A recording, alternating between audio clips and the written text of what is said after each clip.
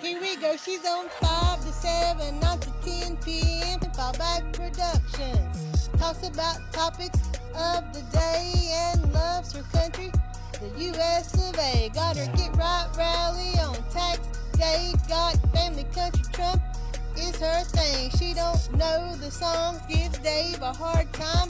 Don't worry, it's fine, he's still her Valentine. Keeps us in the loop. Don't you know, sit back and enjoy the Lucretia Hughes Show.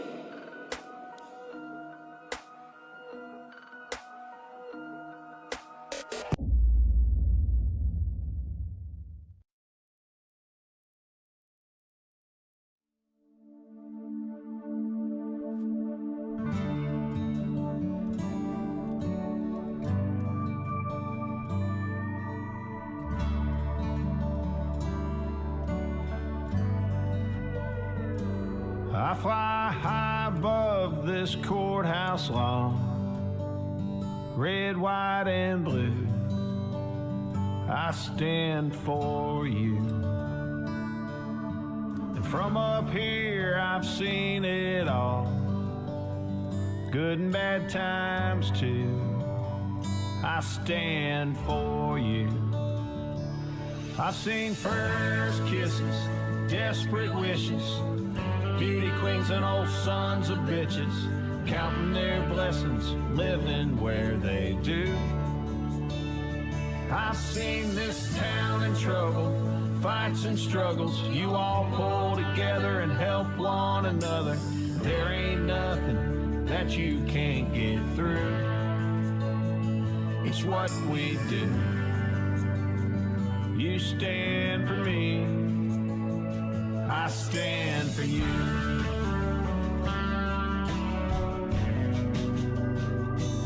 Put your faith and family friends and God, freedom and truth. I stand for you.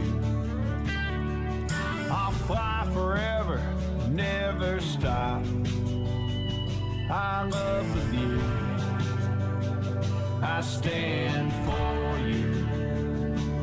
I've seen first kisses, desperate wishes, beauty queens and old sons of bitches, counting their blessings for living where they do.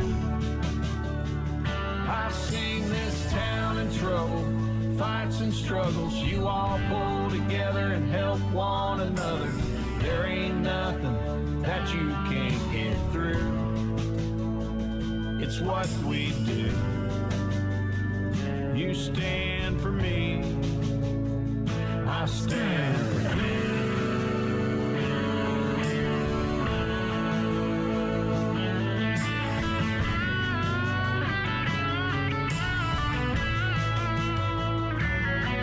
May no man ever take me down. May my stars and stripes never touch the ground. I stand for you. I stand for you. You stand for me.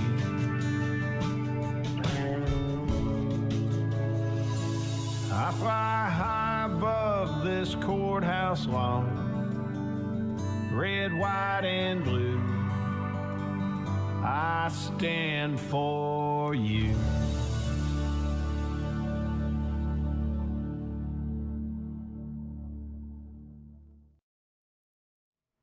Welcome, everybody. It is Memorial Day. It is a day that we have set aside to remember all of the men and women of all the military services and wars that did not make it home for our freedom. So when I think of Memorial Day, I am thinking about the beaches of Normandy.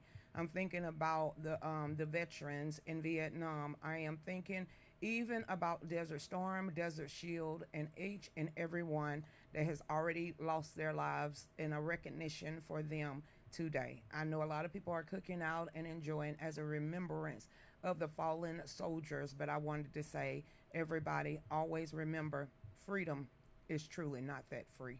Dave, go ahead and get the show started. Hey, everybody. Respect yourself. We got one more week. Respect yourself. Sometimes you get tired of being stressed out. Respect yourself. Just one more time. Only thing we can do is walk in his grace and in his mercy. So Dave decided to write this morning, and then we're going to talk about Mr. Phil. Rest in peace, sir. It says, each year on the last Monday in May, Americans observe Memorial Day. For many, it marks an unofficial start of summer, a day filled with barbecue, family gatherings, and long weekend getaways. But beyond the cookouts and retail sales lies a much deeper and solemn purpose, honoring the men and women who gave their lives in military service to the United States.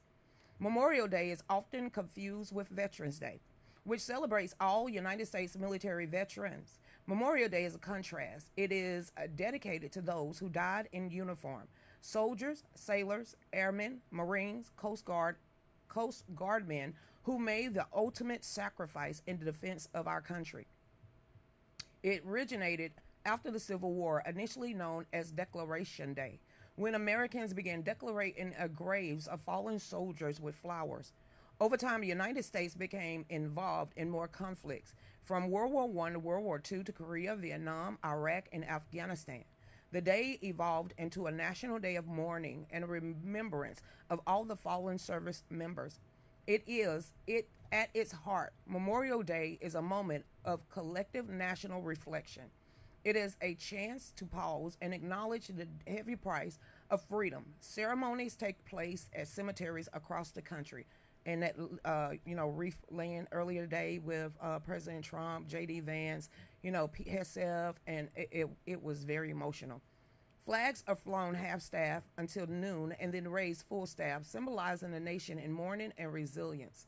For many families, the day is intensely personal. It's not about politics or policies. It's about loved ones lost, sons and daughters, mothers and fathers, friends and comrades in arms. The folded flag, an echo of the bugler's taps, and the names etched in some of the stark reminders of human cost of war. The freedom enjoyed in the United States is not without cost. Memorial Day reminds us that behind every liberty we cherish stands a life that was laid down. It is not just a day off, it's a day to remember, to honor, and express our deepest gratitude to those who gave everything for something greater than themselves.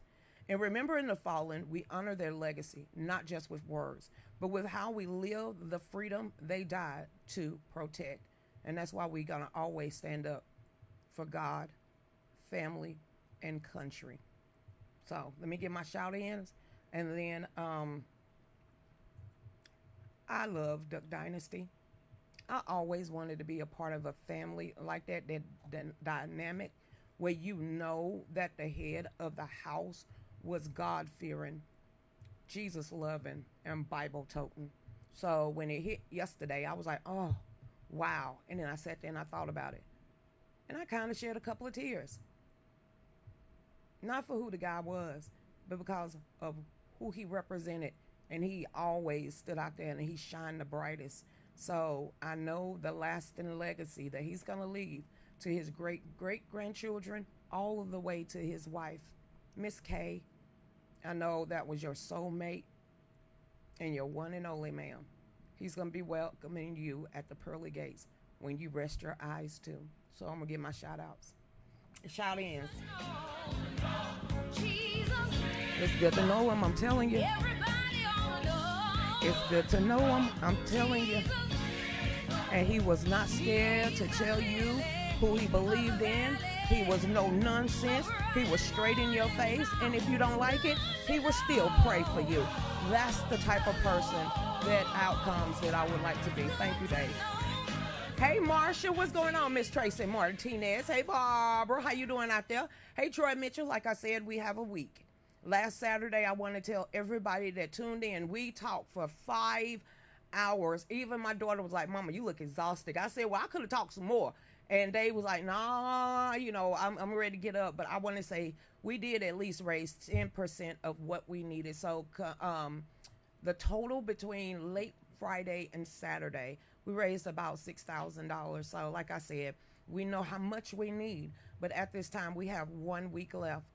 Either God is going to step in and show out, or we're going to pick up and just keep on marching.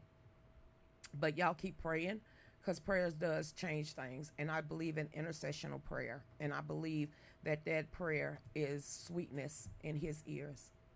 Hey there, what's going on, Kathleen? Hey, Melvin, how you doing out there? What's up, sister? How's your day so far? It's Memorial Day. It's Memorial Day. And poor Lillian and Michael, they still working behind the scenes trying to find us hard money loans, this type of loan. Talking to people about the app, trying to get the 1-800 number for the app. That's family. That's family. So we just got to hold on until next week, this time Monday. We either going to tell y'all, yeah, we saved our house, or no, it's time for us to leave. But either way, I'm still going to believe in the powerfulness of my Heavenly Father. Hey there, what's going on, Melvin? Hey, hey, Susan, desperately seeking you. Keep speaking the truth. That's all I can do. Speaking the truth will not get you help. Speaking the truth will not get people on your side. Speaking the truth, we see that doesn't mean anything at this point. Especially when you coming across an article, and I put that out there today, it's like how Democrats can justify democracy bullshit nigga that they done. And all they did was lie. And then you run across over the weekend of Joe Biden and them literally, we thought it was Barack Obama that had all of us on the list. No, Melvin, Susan, Marsha, all of us was considered as extreme terrorists, Catholics, Baptists, people that just want to save babies. So I'm beginning to think that no matter what we do, how great we are, how much we want to get out there and tout God, family, country, or President Trump, we're not getting anywhere. And that's damn sad that these rich ass people would rather destroy our nation than help build it up. Somebody tagged me in another article in the state of Georgia. It was 30,000. Now 3 corporations own 38,000 single family homes, and we just fighting for hours. Go figure. Hey there, what's going on, Sheena? How you doing out there? Hey, Melissa. Hey, Nancy. Hey, what? God bless and remember those, our military service members who've sacrificed their lives for our nation. And I know when you go up to people and we say, thank you for your service, they kind of blush, or some of them don't like to be told that because they don't know what to do. But they got to understand when they sign that oath and they go through basic training and they get tapped out or whatever they do in each of the branches, because in the Air Force, you get to walk up to your loved one and tap them out of formation. You know, a lot of them, when they go over there, they don't make it back. And then I listen to stories like from Dave talking about his grandfather, or, you know, my dad, you know, clamming up for what he saw. But just think about Dave's granddaddy, who was a Vietnam drill sergeant. He expected majority of them not to come home. No, he knew. He knew they wouldn't. That is the ultimate sacrifice, that you lay down your life for our nation, even though these asswipes spit on our flag and burn it, desecrate our flags and don't care. And a whole bunch of them took an oath of office. Go figure. That I have more respect and love than the people that's actually getting paid to represent America. Hey there, what's up, Melvin? How you doing out there? Hey, God bless our troops. That's that one, they have passed away, and God bless Trump, and God bless America. No, I'm good with Kool-Aid right now. Well, here. All right now. Hey, Michelle, what is going on? Hey, Miss Myrick. I love y'all too. Thank y'all for being here for me and Dave. Pointing us in the for the last 5 years, pointing us in the right directions. Because like I said, I call y'all fam for a reason, because majority of y'all was stronger than family. Hey there, Cheryl. How you doing out there? Howdy from Virginia. Hey, Lillian. How you doing? I have a feeling that things are going to work out. We love you. Pray to him every day. Have non-stop prayer. Non-stop in my head. Non-stop in my head. So I'm still praying. Still making phone calls. Lillian calling people on a holiday. Sending emails out on a holiday. Lillian. And Michael. Hey there, what's going on, Belinda Lovelace? How you doing out there? Hey, Kim Lamborghini. You can forget about the last name. Zoom. It's going to be, I already forgot how you said you pronounce your last name. I kind of forgot Saturday, but, you know, you always going to be my Lamborghini, okay? Hey, Marsha. I'm praying daily. When 2 or more get together in his name, everything can change. But when hundreds and thousands of people call on the name of Jesus for one cause. Hey, Cheryl, how you doing? Continue loving prayers. Me too. Trust me. Woo, I've lost some weight. We all dodged a bullet this past election. Oh my gosh, she's in Australia. I think Joe Biden got up there today and spoke and was angry as usual. And now it is coming out on Newsmax of all places that not only did Jill Biden belittle this man, elder abuse is her damn name. Secret Service, or I guess you call whatever protects the presidents of the United States, just like we heard a lot of stuff about his Secret Service when he was up there and pinchy and all the rest of this. Well, they said it was even worse. The Secret Service that was on the Biden detail, they said the stuff that they saw, it was a hot mess. How in the hell didn't somebody whistle blow? But you know what? It's just the same way. They didn't want to go sleeping with the fishes either. But yeah, we dodged. Trump dodged the bullet, and we dodged the destruction of our nation, but we're still dealing with the DAs and the judges. And now, who was it? Dan Bongino? They're going to try to find out who the cocaine belonged to. It's like, to me, it's only 3 people, and I'm not saying allegedly after the last 4 years we have to deal with. Poo-Poo, Kamala, or Hunter. That's it. All right then. But you ain't finna sit here and tell me there ain't no dang on cameras in the White House in the West Wing. That's all I'm saying. Hey there, Marsha. Fam. It's Happy Memorial Day. Hey there, Dean Allen. How you doing? Those of us who refuse the jab are going to be locked up in one of those giant Walmarts. You remember the Walmarts that was closed down in the middle of the night, getting nobody get any noticing, and then you have the employees and they shut out? I believe you. We called it. We talked about it. We all talked about this, in 2021? We was talking about all those Walmarts. We started talking about the goulash. We started, I know that's food, add cheese. We started talking about all the plastic coffins. And then we found that directive from Barack Hussein Obama with the, 8 different groups that was national terrorists and what they had in store for us. Yes, ma'am. Well, Biden had his own, too. They was getting ready to come and lock our ass up. And I've been seeing this over and over, Dean Allen, all weekend long. Thank God that Biden did not pass in that White House, because that was their plan. Bona fide, their plan is to install Kamala Harris. That's why they left him in there, knowing we could peep out the game. Don't nobody care about lamestream media. If you can't read read what was right there in front of you, that man was elder abuse, especially when he on himself at the Vatican. Anybody forgetting that? But I called it way when he was running. I'm like, dude, something wrong with that guy. No, it ain't nothing wrong with that guy. And now we're finding out about the auto pen. Oh my God. Hey Sherry, how you doing out there? Hey Tina, what's going on? Thoughts and prayers? Yes, for everyone. You're my sister from another mister. I've been sending emails and making calls to everyone I think of, even bought a Mega Millions Powerball ticket. Thank you, girl. I prayed over them, so maybe, just maybe, at this point, it can't hurt to try. Nothing ain't work. I mean, we'll try anything, but slobbing on a knob. Okay, then, Dean Allen. Because I ain't going now. I ain't doing that. Hell no. Hey, Beamer, what's going on, William? Hey, Princess Grace out there. How you doing? What's up, X? Hey, D-Live. Speak truth about God. Faith, country is not for the faint of heart, because freedom is not free. Someone always pays. Thank you, Trish. Hey there, what's going on? Kristen Mayberry Bennett. How you doing, girl? Where's Christy Fowler?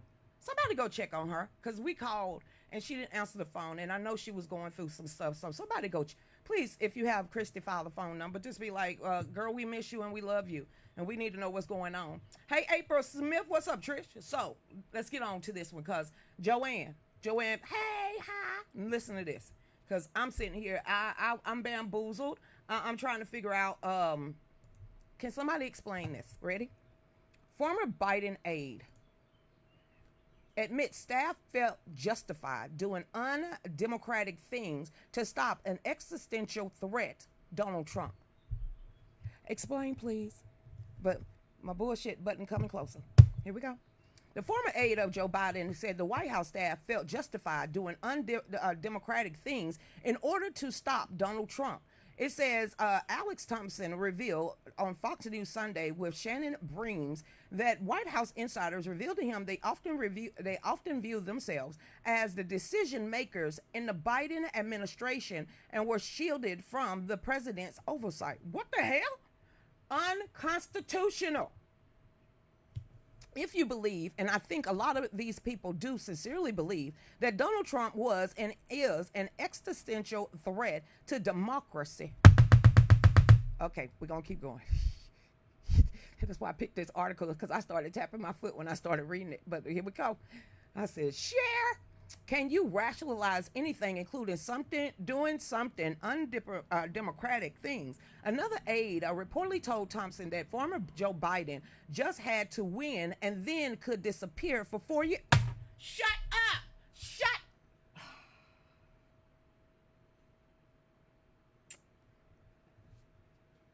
They need to stop being anonymous. That's all I'm saying. They need to stop being anonymous. Oh my God. Is that accessory? Is that accessory? I'm asking. Is this accessory to treason? I mean, what the hell? But we're going to keep reading this. I told y'all, listen. We had to pass him so we can finish destroying America. so he could just disappear for 4 years? What the he did? Whew. He only have to show proof of life every once in a while. What the? Whoa! Hold on, ready? Bullshit level, DEFCON 5. Okay, then I had to get that out my. They need to start dropping names. Okay, they need to start dropping names and titles. Okay, he only had to show proof. Miss High, come on now. How high was they when they said this shit? Okay, but back to him. Have proof of life every once in a while, pretty much like he was doing the whole time he was up there. That's why he only went to the White House 60% of. Thompson said to an aide, told him his aides could pick up the slack. That ain't their job. I done put my hands on my hip. When I dip, you dip, we dip, okay? It says when you're voting for president, you're voting for the aides around him. No, the hell I ain't. No, the hell I ain't. No, Lucretia, they ain't even no word. It is in the South. No, the hell I ain't. So everybody that understood, no, the hell I ain't. Y'all Southerns in some kind of way, or your ancestors is. I'm just saying. No, the hell I ain't. What the hell? They believe they trying to justify it? No! Pam Bundy, where the hell you at, woman? Creation. If I know this wrong, come on now. If Miss High know this wrong, come on now. What the popos? But back to this. Biden was diagnosed with aggressive form of prostate cancer this month. Last month, Joe Biden was seen for a new finding of a cancer after experiencing increasing urinary symptoms. But they said he was doing the same thing during the first election.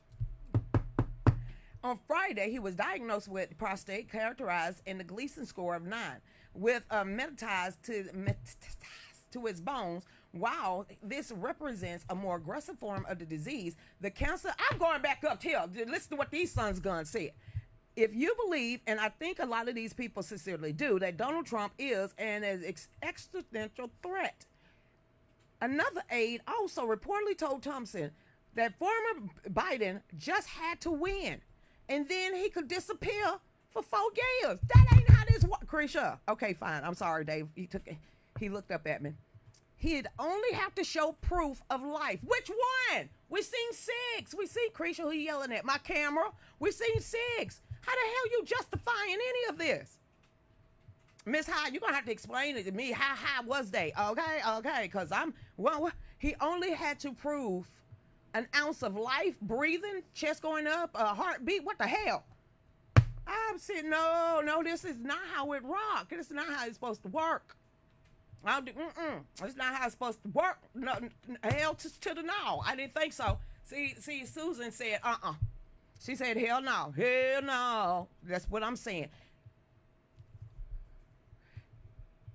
If this aide is saying all he had to do was show proof of life, right? Every dang on thing that he wrote should be called into question. Everything that quote unquote, there's no damn way he signed 8,000 pardons and clemencies. None. You ain't finna convince me. He number one, he would have had to get his butt wiped, so he would have had to get up off the table. Okay then. That's what he did the 4 years he was in office. Did nobody know where he was? Well, here's I guess one of the differences between Republicans and Democrats. Republicans believe in following the letter of the law. Republican rhinos follow the letter of the law to cover up their butts and Democrats. Oh, okay. I'm getting ready to keep say. it all going. Democrats just don't give a damn. Democrats just don't give a damn. Miss Joanne, Democrats just don't give a damn. Like, really. Hey, Brandy, how was yesterday? Sister just got home. Friday, Sunday, it rained. It kind of rained today, too. Saturday, we raised 10% of the goal that we had set. So that's better than anything. So, y'all, when we get back, which one's coming up first, Dave? I'm working on John. John Myrick.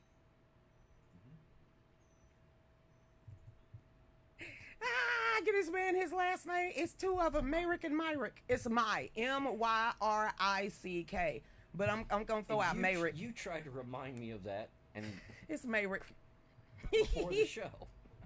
So everybody, y'all stay tuned. When we get back, we're gonna be talking to Maryland's leading Republican gubernatorial candidate. John Myrick. Myrick. Go ahead, Dave.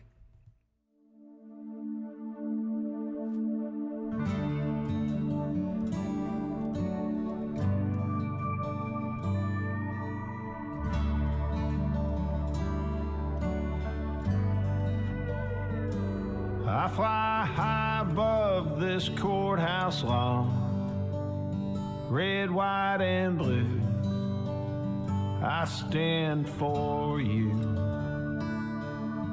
And from up here I've seen it all, good and bad times too. I stand for you. I've seen first kisses, desperate wishes, beauty queens and old sons of bitches, counting their blessings, living where they do. I've seen this town in trouble, fights and struggles. You all pull together and help one another. There ain't nothing that you can't get through. It's what we do. You stand for me, I stand for you.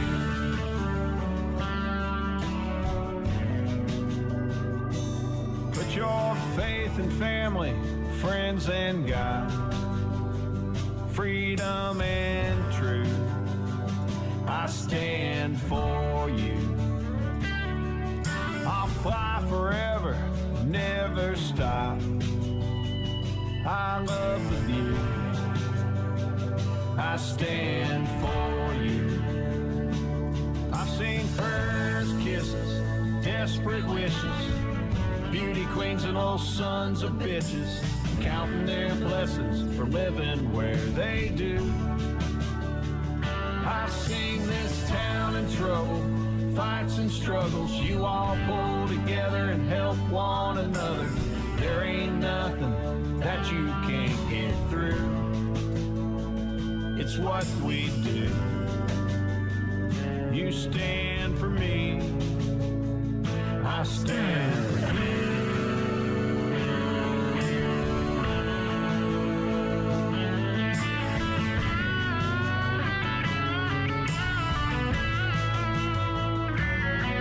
May no man ever take me down.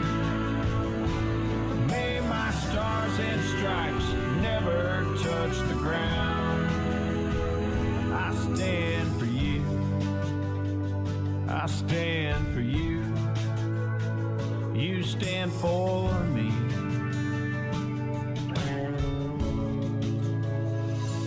I fly high above this courthouse lawn, red, white, and blue. I stand for you.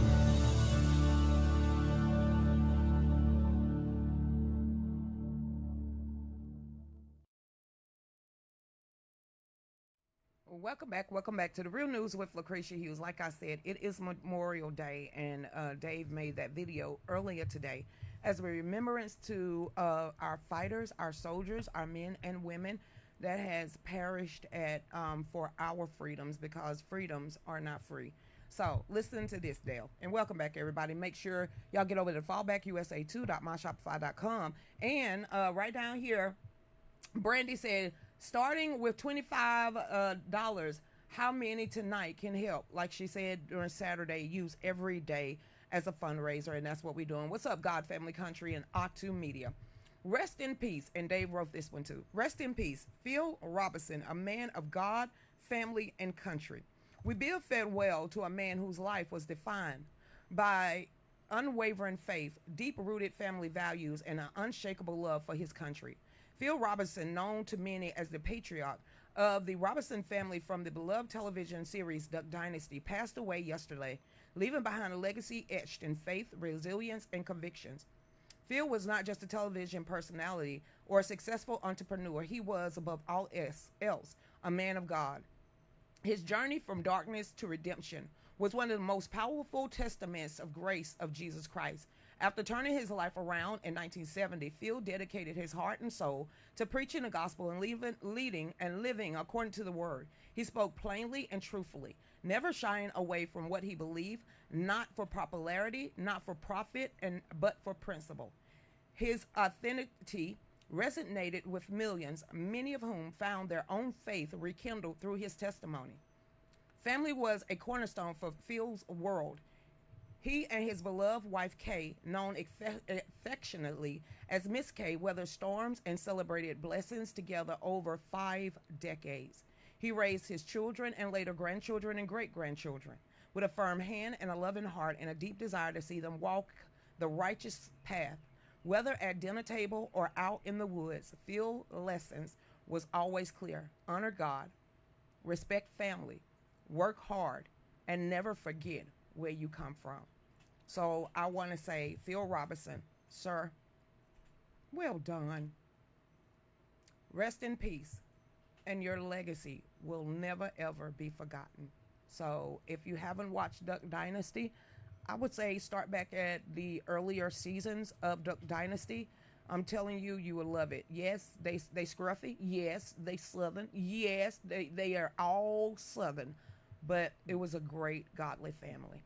Well, and the one thing that I say stands to that is that the end of most of the episodes that I saw always ended with the family sitting at the table, getting ready to eat dinner, and Phil praying. Yes.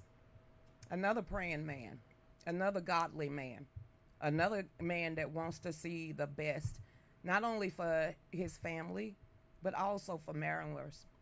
He sees what's going on up there. He's been boots on the ground since the flooding and the natural disasters.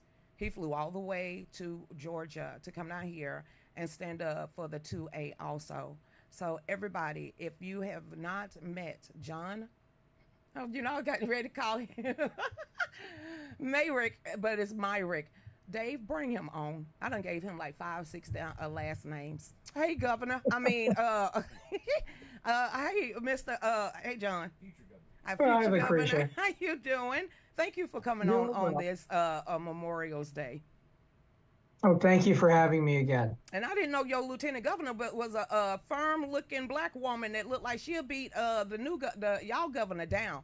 She looked like she is willing to stand toe-to-toe with any Democrat that is wanting to destroy Maryland. You made a great pick. Like in Georgia, our governor don't quote-unquote get to pick the lieutenant governor. We get to vote for them. But your pick for lieutenant governor of Maryland, she is a great pick.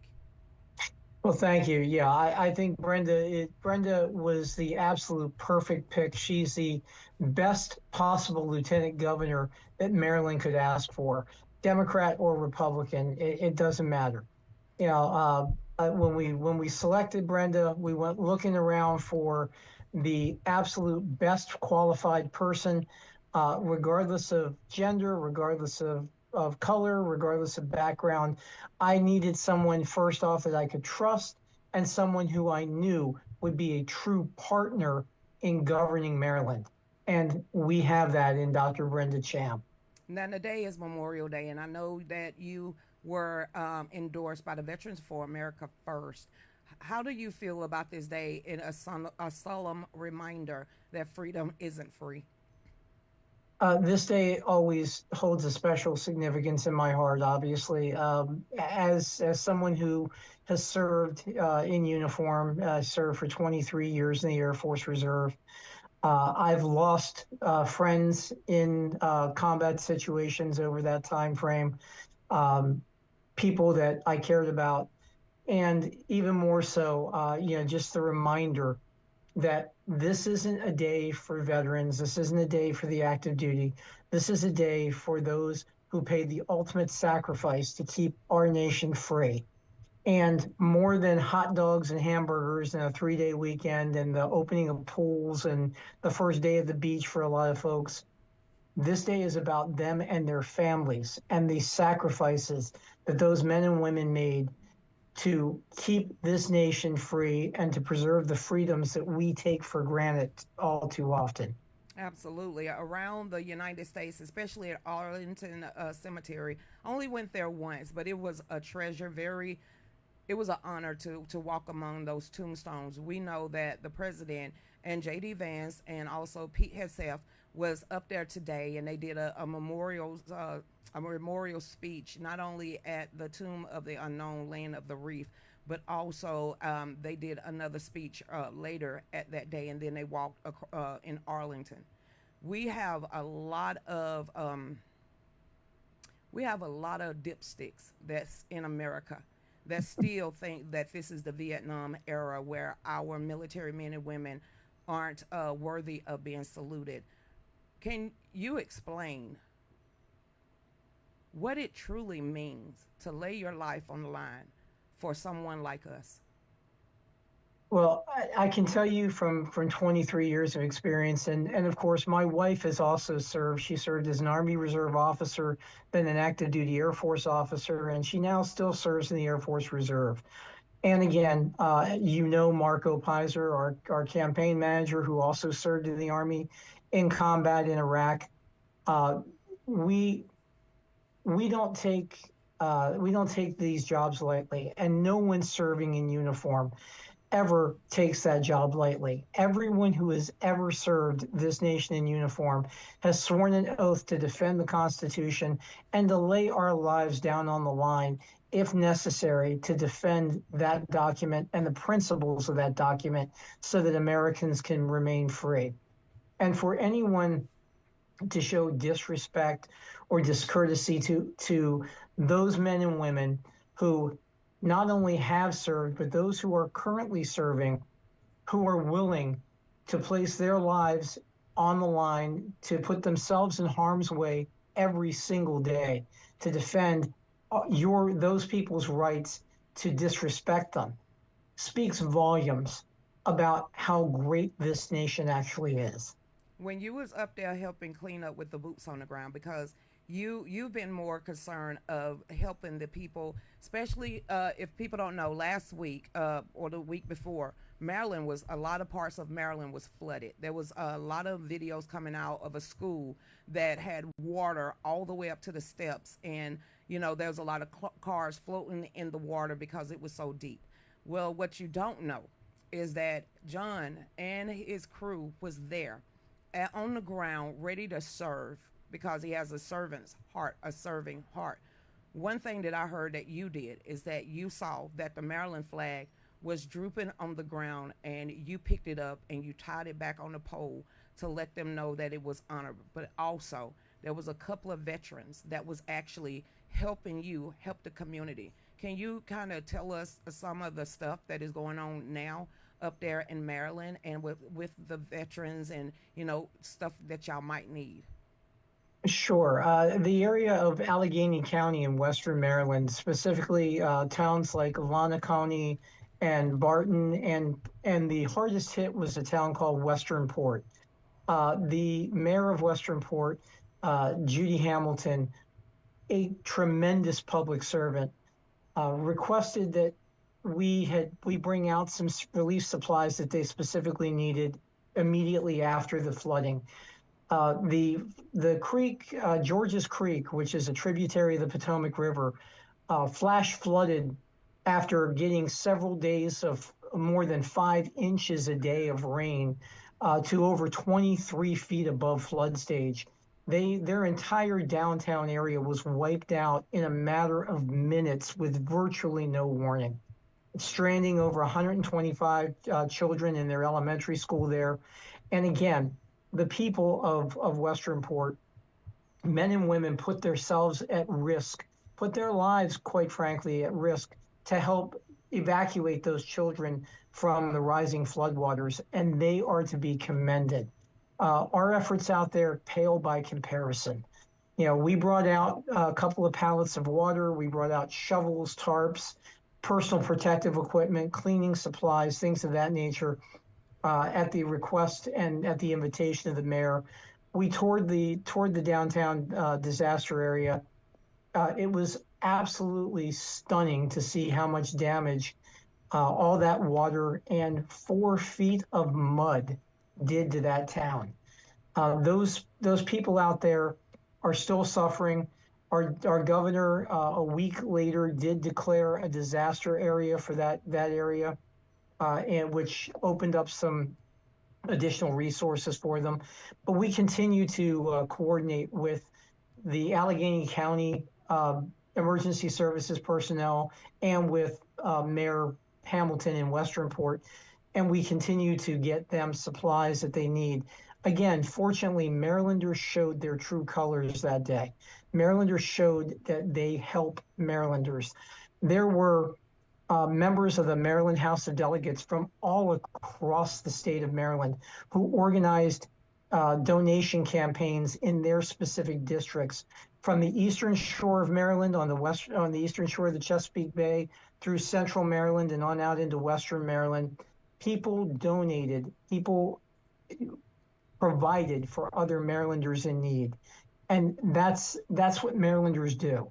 We pull together. We may be diverse in our thoughts and in our geography, but we are all Marylanders here. And our elected officials here, particularly, and I don't mean to point them out because there were Democrat officials who also helped, but primarily Republican delegates and Republican state senators pulled together resources from all over their districts and sent them out there to help the people in need. And that is highly commendable.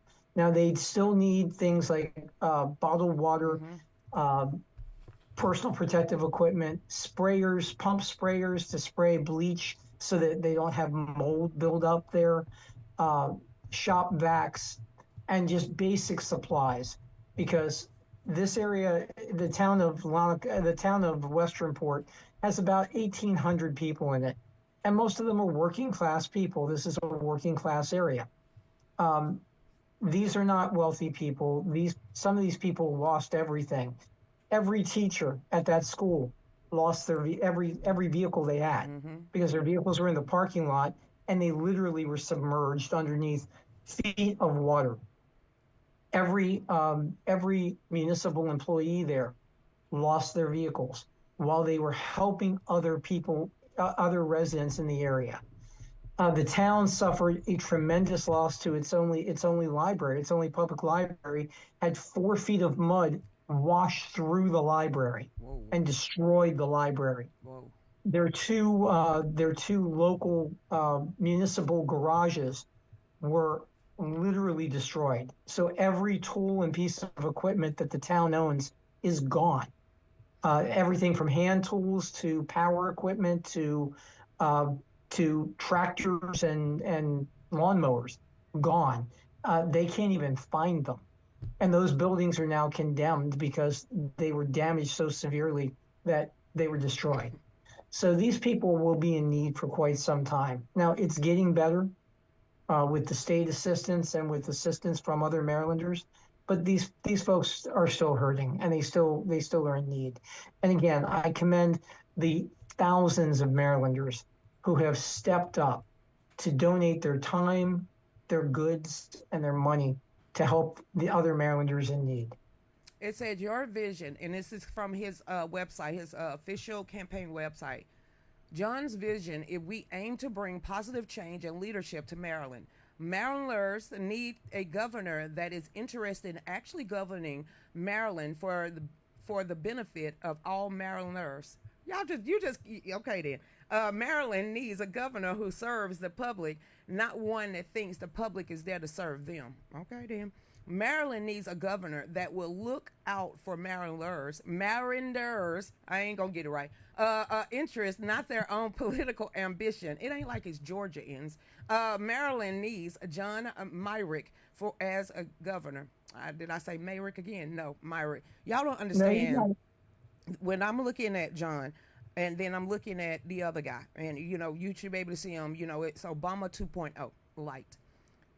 During all of this stuff, when all this the rain was coming and all this stuff, he was on the West Coast getting prepped up for the View, doing fundraising. He was. And why did it take, do you think, because that guy is the governor, why did it take a week to declare emergency, a natural declaration of emergency in those counties? What took it so long? That's a great question, Lucretia, and I wish the governor would answer that. You're right. He was out on the West Coast when this disaster happened, doing the View and, trying to raise his profile for what is thought by many will be either a presidential or vice presidential run as a Democrat in the 2028 race. This guy has never been interested in serving Marylanders. He's been interested in his own political ambitions. Um, for example, the Sunday after his visit, he waited a week to come out to Westernport. He was out there on a Thursday evening, spent about an hour, walked around, did a photo op, and then got back in the car and went back to Annapolis. 2 days later, he was at the Preakness in Baltimore in a private tent that was funded by the taxpayers to the tune of 200,000 taxpayer dollars, partying with other political officials at the second race of the Triple Crown for horse racing here. The Preakness is a big deal here in Maryland. We've hosted the Preakness for 150 years now. I don't begrudge anyone from celebrating a Maryland tradition, but to just the optic of celebrating and partying it up and drinking champagne in a private tent with Maryland paid for security while Marylanders are in need, I think just sends the wrong message. And again, we were out there at the invitation of the mayor, not for a photo op, not for political gain, but because Marylanders needed help. And that's what we do. I mean, here's the thing: we help Marylanders. If he's trying to become president of the United States, he need to explain how in the world are you $5.3 billion in the black? Which one is it? A positive in the red, and then now you're $3.5 billion in the black. So, can you explain how you're going to spread the wealth or either keep spending the wealth? Well, I mean, and that's reverse. Yeah, he was $5.5 billion in surplus when he took over 24 months ago. He put us in a $3.5 billion deficit this year. Next year's deficit's already projected to be over $1.9 billion. And that's after he raised taxes, the largest tax increase in Maryland history this year. And those taxes, most Marylanders haven't felt them yet because they don't take effect until the 1st of July. But once they do, every single Marylander will feel the pain. And we're already looking at more taxes because the federal government is not sending us all the money that they had projected that we would be receiving. So they're going to call our General Assembly back into a special session in October, which will result in more taxes. And that's before they go back into session come next January for the next 90-day session, because thankfully Maryland's legislature is only in session for 90 days a year. Whoa. And the damage they did in 90 days this year, I'm thankful they're only in there for 90 days, because if it was a year-round legislature, we'd be completely screwed. Well, you can't squeeze a blood out of a turnip. So where the money gonna come from? That's a great question, because Marylanders all across the state are saying that, you can only reach into Marylanders' pockets so deep before you get the lint. And that's where we're at. There's no money left. They've doubled vehicle registration fees. They raised the business taxes by over $1 billion in the state, running little small businesses out of business and causing larger businesses to not want to relocate here. And even one of our major signature businesses here, a company called IonQ, it's a artificial intelligence company. It was Maryland based. They moved to Tennessee last month because of the business taxes here. And this is a company that was founded in Maryland that's supposed to be a centerpiece of Maryland's progress. And it's now gone. Well, you do know Tennessee doesn't have any, state taxes. No state income tax, and lower property taxes, lower business tax structure. Maryland just keeps squeezing the turnip, and you can't squeeze blood from that turnip. And we're there. And a $1.9 billion projected deficit again next year.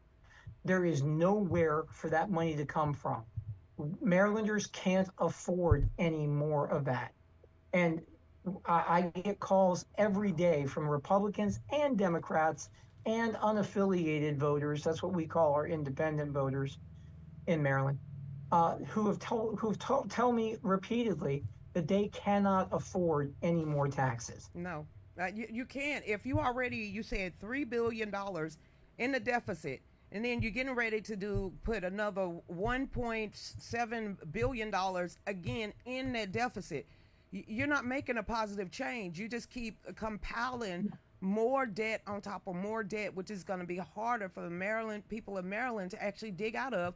And what would be the positive of bringing a new business to Maryland if you're going to be spent to death or taxed to death? Because most people go in business to make money, not lose it. Right. And again, this is robbing Marylanders of job opportunities. And what the current governor doesn't understand is lowering business taxes gives businesses incentives to come here. If businesses come here, they hire Marylanders. If they hire Marylanders, Marylanders then get good jobs that they can pay income tax with. And they buy things. So they are going to spend money which is going to generate or sales taxes that we have in Maryland. They're going to buy homes, which generates property taxes. So bringing businesses here helps the bottom line. So by cutting business taxes, you actually increase the tax revenue that you generate here in the state. This governor doesn't get that. I think I know what he's getting ready to do and what he's trying to do. They just passed or getting ready to pass the big, beautiful bill. Well, every house is supposed to have between $5,000 and $13,000 in tax breaks across the board. That's everyone that is bringing in a paycheck. So I guess he's trying to take a piece of that pie or the benefits of the tax break that President Trump is doing at the federal level, and he's going to take it away from the people at the state level. Well, and that's exactly what's happening. But they did this even before the big, beautiful bill and these tax breaks, the Trump mandated tax breaks were even proposed. So they had no concern for the bottom line of Marylanders' pocketbooks when they did this. And they keep spending money left and right rather than cutting it. Our governor keeps saying publicly that he cut the budget this year. No, he didn't. Last year's budget was $63 billion in the state of Maryland. This year's budget is $67 billion. Now, I'm no math whiz, but even I know 67 is more than 63. Yes. So I would love for the governor to explain to me how he cut our budget from last year's budget and raised it by $4 billion. He can. Only thing that I can see is he's going to give y'all gaslighting, a word salad, and then he's going to blame somebody else for what he's doing because he's just going to blame some. Who are they going to blame? Themselves? They're blaming President Trump. How? He and the Attorney General of Maryland and our state comptroller put out a joint statement 2 weeks ago that said that all of this mess in Maryland's budget is directly that Donald Trump is directly responsible for this. Now, it's crazy because we knew last year, right before the election even, that we were going to be in back then they were projecting a $3 billion deficit for Maryland. And that's even before they knew who was going to be president of the United States. So Donald Trump has only been in power or only been the president since January 20th, 2025. Our legislature went into session and started debating the tax increases for Marylanders 2 weeks before that. So even before Donald Trump was president of the United States, they knew they were going to have to raise taxes here in Maryland by a ridiculous amount. So you can't blame someone who was not in power at the time for the mess that you created. Okay, we have 2 minutes left, but we're at the top of the hour and have to take a hard break. I'm going to let you take the last. Thank you so much, John, for coming on. And Marco was kind of hinting at what y'all are trying to do to help me and Dave. And I just wanted to say, just keep us in y'all prayers and whatever y'all are doing. I just say thank y'all so much. We got 1 week left, but we know and I keep sticking with this, if God created the world in 6 days and rest on the seventh, he's an on-time God, and he could do anything because all things is possible with him. So go ahead and have the last word.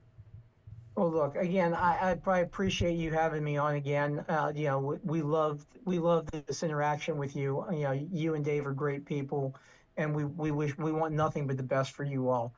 And again, here in Maryland, you know, Marylanders have seen firsthand now that they have a governor who really doesn't care about Maryland, who's doing nothing to help them, and in fact, doing everything in his power to harm their bottom line.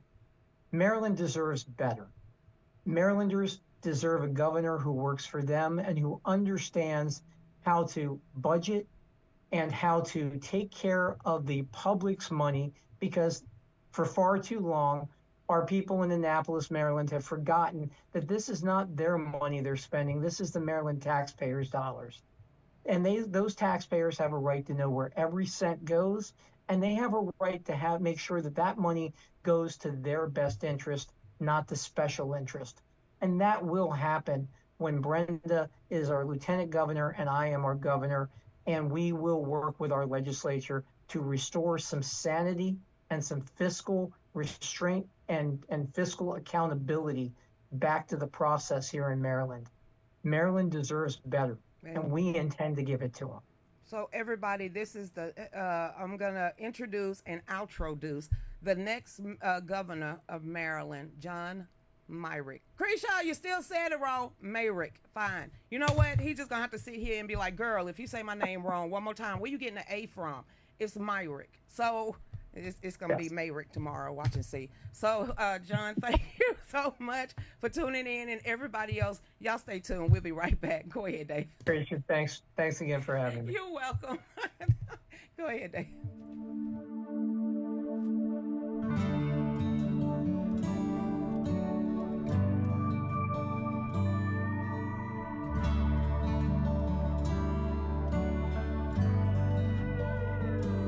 I fly high above this courthouse lawn, red, white, and blue. I stand for you. And from up here I've seen it all, good and bad times too. I stand for you.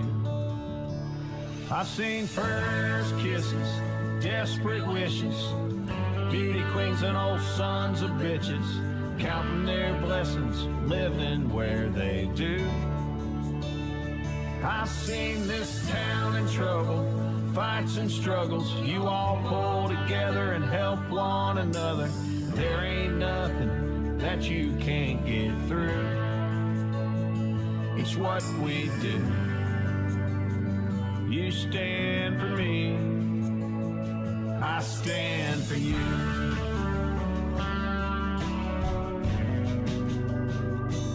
Put your faith in family, friends and God, freedom and truth. I stand for you. I'll fly forever, never stop. I love the view.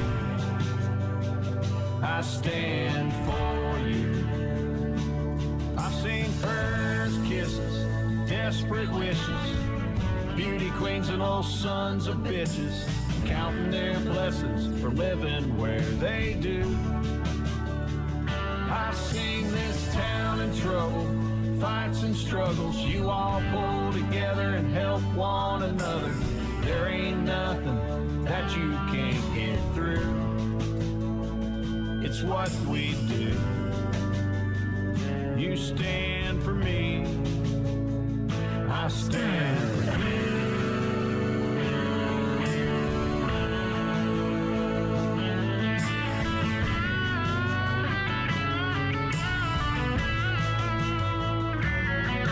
May no man ever take me down. May my stars and stripes never touch the ground. I stand for you. I stand for you. You stand for me.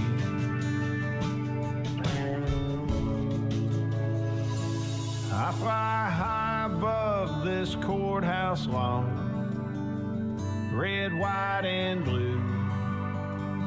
I stand for you.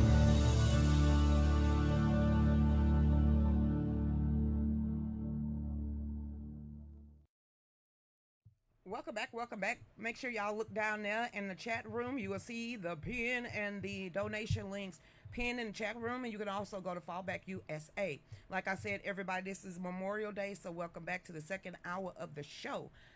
One thing before we get started. Evil Pedo DJ over there on D-Live. I think you came Friday and you put the same guy up. When I opened up the actual article during the commercial break, I saw it was the UK, Barrow, UK. Here's my thing about the UK and pedophilia. They don't give a damn. Is it that simple? They don't care. Do you see all the Muslims and all these outsiders over there in the UK and all of the people from England are marching in the street? Did y'all see the marches that happen that they want all these Muslims out of their nation? Well, there's nothing you can do about it because your government don't care. I'm sorry, the UK government don't give a dang about all these women being brutalized in the street. So if I'm reading this stuff for the last couple of months from the UK about all the Muslims and the illegals that y'all allowed in there, you can't get your country back. I don't know what you want me to say about it, y'all. It's too far gone. And I've been touting that out for at least since show 500. So if y'all didn't see that coming to the UK and how they took over that, that's what happened to Brexit. Isn't that one of the reasons why y'all supposed to get out of Brexit? And now it's in the street that English women, UK women, and children, little girls are getting brutalized in the street, and ain't nothing y'all can do about it. And if you say something about it, y'all getting arrested and thrown in jail. So the best thing I could tell you, sir, is try to get a visa and get the hell out of there, especially if you got girls that you're trying to protect. So if I'm way over here in Georgia, USA, and know that's a big deal that's happening, pedophilia, child trafficking in the UK, and it's happening daily, and your government don't care, I'm sorry. I guess the men folks in your nation gonna have to go out there and get some forks and maybe some butter knives. Hell, I don't know, fisticuffs and beat somebody's ass. What you want me to say? So, I mean, you can't have knives, can't have trucks no more. You can't have machetes. You can't even have steak knives. So y'all better figure that out over there. But I'm telling you, over here, we got the 2A, baby. So, everybody, our next guest is Captain Robert Cornicelli. So, Dave, he's the president and the veteran, and he's the president of Veterans for America First. So, Dave, bring him on. Hey, Robert. Hey, Captain. I can't hear you. Your microphone ain't on. My most favorite podcaster in the world. How you doing? I mean, what are we supposed to do besides over here? We beat your ass if you're a pedophile. I mean, it is what it is. You're running rapid around here. We're gonna get you. We're coming to get you. That's just a no-no in America, and we don't care about what our leaders say. But I don't know any man that would take up for a pedophile in my core and my sphere of influence. And it was just it's a hot mess. It's a hot mess, Robert. We know for now we're finding out just from the Trump administration that these kids was funneled over here on the bequest of the Biden administration. And we're talking about all these illegal children that they can't find. They still don't know where these children are. But, Kash Patel and Dan Bongino said that now that's one of their top priorities is recovering these children that is lost inside of America. But with it being Memorial Day, and you're a captain, and even if you're saying I'm a captain in the popos, you still, sir, thank you for your service. How do you feel about the day and what it means to America and for our freedoms? Well, just one thing back on the pedophiles. I have to give it to the criminals and thugs in jail. If you are caught as a pedophile and you're locked up and you go into like that general population, they will whoop you. Mm-hmm. So at least we have that. The judges, they're all woke. The DAs, they're all woke. A lot of these mayors and these police chiefs, they're all woke. But if they do go to jail, they'll get theirs. But back to Memorial Day, I don't think a lot of people understand what Memorial Day is all about. And I'll give you an example. Most people don't even know how to raise the flag on Memorial Day. So on Memorial Day, Okay. at 6 a.m., or whenever it's sun up, you go outside and you raise the flag. And you raise it all the way to the top, full mast, and then you slowly lower it. You briskly raise it, and then you lower it to half mast. Now, it only stays at half mast till 12. You remember the fallen from 6 to 12, from sun up to noon. Then at noon, you're supposed to go back out there and put it at full mast, and that is to remember and honor those who's currently serving and those veterans who are alive who are in veteran status. So a lot of people, to try to say Memorial Day is about those who we've lost and Veterans Day is about Veterans Day, but Memorial Day is both. And it's very important. I used to go on a national report on Newsmax every year and explain to people how to properly raise the flag. And it's important that we understand how to honor service members and service members we've lost on this day. Yes. Because it's very important. And we know, and you talked about the left, we know globalists, especially because the globalists fund these radical left scumbags in this country. They are dying to reduce Memorial Day to nothing. They are dying. They want to take all these holidays that mean so much to us, these traditional nationalist holidays, and try to wipe them out. They don't talk about them in schools because it's what binds us to being American, being nationalist, and we cannot let that happen. Well, the mayor of Chicago got there today, Brandon Johnson, and saying, Happy Africa Day. I said, what? Is he over there? Is he in Chicago? Then it's Memorial Day. Why are you saying Happy Africa Day? That don't make any sense. And if you love Africa more than that, and when we set this day aside for our fallen men and women and veterans, they go to Africa, maybe go to South Africa and become mayor over there, because the president don't seem to know what he doing. What gets me about Africa, there's not a single black person alive who experienced slavery, and there's probably very few who've had relatives who were slaves, but we cannot forget that happened. Yeah. But here's a larger picture about slavery. What is the current day continent that has the largest number of current day slaves? Africa. Well, so if you're so concerned about slavery, why aren't you there? Remember when Michelle Obama held up that sign, Save Our Girls? Yes. Boko Haram? You were sitting right across the dinner table from the most powerful man in the world, and you did nothing. You just held up a sign. So don't give me this crap about Africa. If anyone really cared about the place, China, U.S., any of these countries, they'd be down there getting rid of the number one supporter of slavery in the world. What's that, Muslims? No, it's everywhere. It's Muslims. It's the culture. I'm just remembering there was a CNN video, maybe like 5 years ago. And it was at night, and it was going undercover to a slave trade situation and event. And the people that were standing around the room, believe it or not, looked like they came from Middle East. The people that were sitting on the floor, you could clearly tell that they was African. What country they came from, not a clue. But it's just like I say from the 1600s. You go over there, you steal these people, and then you auction them off to the highest bidder. And this is in the 2000s. So for American politicians to ever always talk about slavery in America, at least we was one of the first countries to do away with it. And when you got runaway slavery right now in 2025, and they don't want to do nothing about that. And here's the thing about this country: Irish, big time slave population. Italians, especially Sicilians, huge slave population in the South. Sicilians in the South slept in slave pens, worked in the fields. Chinese, huge slave population. Granted, we know blacks had a very hard time coming out of that because Democrats felt like, and FDR was a big proponent of this. And back even before that, how are we going to maintain, when they were giving them the right to vote, how are we going to maintain control of these people in terms of voting?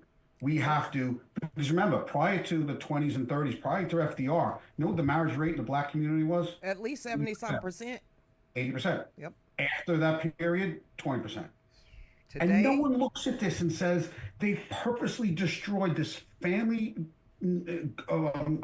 oriented group who worked hard, obviously, all for votes, and they just want to push the blame on whiteness, a color, when it wasn't. It was about, it had nothing to do with color. It had to do with Democrats wanting control, and here was a portion of people we can control. I saw a meme today, and it says the very first, it was Republicans versus Democrat. The very first black Republican senator, 1890. The very first black Democrat, 1993 or 1983. It was in the 90s. So I was sitting here like, oh my God, I didn't even know that. As much as you're supposed to be black, you got to vote Democrat. Then what took y'all so long to have a Democratic representatives in the halls of Congress? Yeah. And now the ones that you have don't even want to stand up for Memorial Day. Don't even want to stand up for the flag, and wants to get us. And I literally, I put it on my page. A Democrat talking head said, we are talking about the New World Order. I dropped my pen. I said, what'd she say? This was on CNN. She literally was talking to, it's on my page. She said, I'm talking about the New World Order, and we need to get back involved in it. No, we don't. No, we don't. We don't need anything about the New World Order, but because that means that literally means I'm a globalist number 258 something, and they trading off my spine. You know, what the funny thing is, and it's not even funny, but you say funny as a cliche. The black community, the gay community, gays for Palestine. The black community should be so far Republican, it's out of control, because do they actually think they're going to have a seat at the table if all these white millionaires, these oligarchs take control and there's this world order? Yeah, that's how they always been treating us. Yeah, the Democrat Party is lock and key with globalists and the overseers and the masters of the plantations. That has always been in the black community, and I don't know how to shake that. But here's not me, but them. The left loves to categorize us because the 8th step of the 8 levels of control that Solinsky talked about is conflict. If you can keep people constantly in conflict with one another, race has been the biggest thing. Now it's gay and trans versus heterosexual, women versus men. They're always pitting us against each other. And I'll tell you a really funny story. When I got on my aircraft carrier in 1987, I remember this today. Black guy, Maurice Crawford. He was assigned to showing me around. Our aircraft carrier it's not a dinghy. It's like a couple of foot. It's a football field long, maybe 2 football field long. He was showing me around. And when we got time to go down to the mess deck for lunch, the Koreans sat here, the Spanish sat here, black sat here, white sat here, down in the mess hall. Coming from Long Island, you look at this like, why is it so segregated? Why is everyone separated?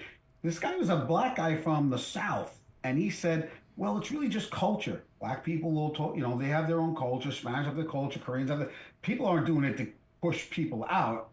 They're sitting with people who they can associate with. It doesn't, if you look at it, you could say, the whites are pushing the blacks to that table and the Spanish to that table. Or you can look at it that you gravitate towards people you have things in common with, especially when you first get on a ship and you don't know anyone. So I said, well, where do I sit? Check this out. I said, well, where do I sit? I'm white. Do I sit with you with all the black guys? He goes, you're not white. I said, well, what do you mean I'm not white? I grew up in Long Island. He goes, aren't you Italian? I said, yeah. He goes, you're not white. I said, how do you figure? You ever hear of an Italian plantation owner? No. I never forgot that. That's what he said to me. And I never thought about how you look at it through a black person from the South's perspective. We weren't even here when it was slavery. But I'm lumped into white. Why? Skin color. Because it's a way to keep us fighting each other. If I'm labeled white from the government and you're labeled black, and they try to say black is oppressed and white is the privileged one, I'm already got to take a side because someone's attacking me. How smart are these people? They're not smart. That's why they want to continue to have the No, they are smart. They've been doing it since the 30s. Yeah, I don't. But I grew up went to school in the 80s. Yeah, because I went to kindergarten in the 80s. I sat in class with every damn body. Was it segregated only with the smokers and the non-smokers? The smokers was outside in the wintertime, and everybody that did not smoke was either in the hallways or in the cafeteria. So they did that. But when I think back, and me going to Gainesville High, Spartanburg High School, it was integrated. Everybody hung out with everybody, and now we wait until the 2000s, and we going back to the 60s. They always want, the globalists who want to open society will always find it. French Revolution, the Russian Revolution. The only way to make people fight each other, and as long as you're in conflict with one another, the government can now impose its will on you because you're all fighting each other. And whoever they give the resources to, they end up supporting that movement to destroy the country. As long as they keep us fighting each other, we're a doomed country. I mean, we might as well just say the South is going to break away from the United States now, because if they take over in 28, we're done. Yes, we absolutely are done. There's no way I can go through another 4 years of those people. Not especially what we're finding out right now with, Joe Biden and the auto pen, all of these dango scandals. Ain't no way our nation would. I was listening to just Biden. I could get through like 15 seconds of Biden a day hollering at us, and I'm like, what he pissed off for today? It's like, why are you mad? Why are you still speaking anyway? You got that much time. So go home and crochet and ask God for forgiveness and try to find out those cocaine bags and try to get your son and your daughter on a straight and narrow, because you're not. And then not listen to Kamala Harris, who is in Australia. And I'm sitting here like, can they keep her over there? Is that shame for me as being a mean old Republican that I don't want I don't want her back over here. Only thing you have nice to say about America is that you hate America, and I don't get it.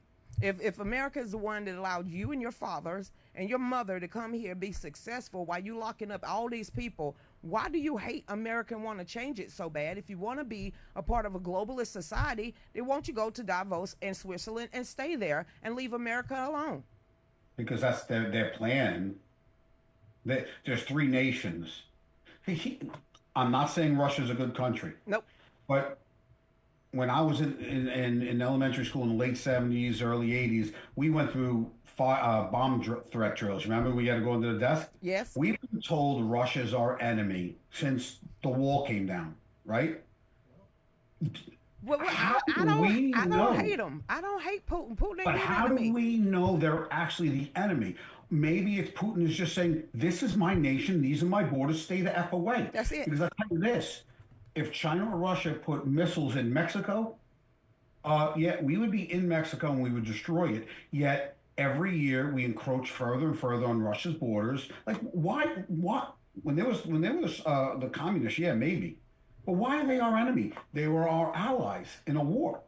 Because we've been told for years, this is the enemy, focus on them. And then our own country comes in and takes away all our rights. Yeah, but it was our I gotta country. say one thing to you. I gotta apologize to you. Why? Because I was supposed to come down to an event in Georgia. I had some serious health problems, and I finally kind of got through it. I promised you I'd be there. I never go back on my promises. I don't want to forget this. I really, I apologize.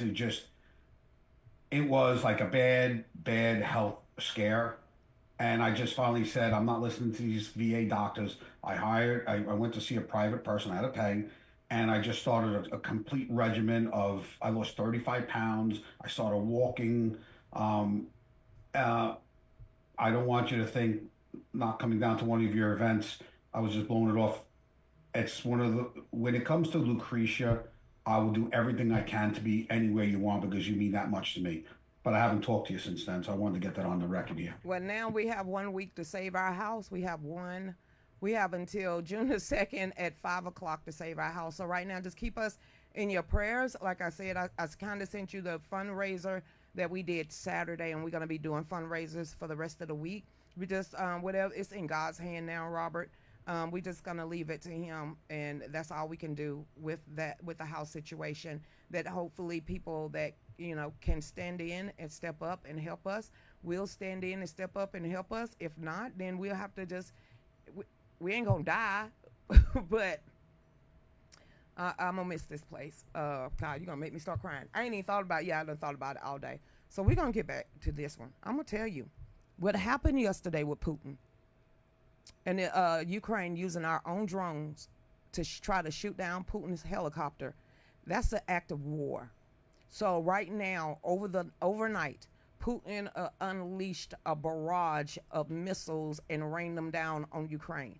And I feel like with the help of Victoria Nuland, Valerie Jarrett, Susan Rice, Barack Obama, they all are planning this with little rocket man over there, or I call him little pocket man, Zelensky, because you didn't have to attack Putin yesterday in his own helicopter using United States drones. The way, and I actually put on my timeline, I said Putin ain't gonna stand for that. And now, when you wake up in the morning, the very first headline you see on Breitbart News is that Russia has rained down missiles on Ukraine. How do we get ourselves out of that when we know for a fact that the Biden administration, brought to you by USAID, funded all the weapons majority of the weapons that the Ukraine have to attack Putin and Russia? It's like they're dragging us in it. Well, we have Pete Hegseth, Mm-hmm. who is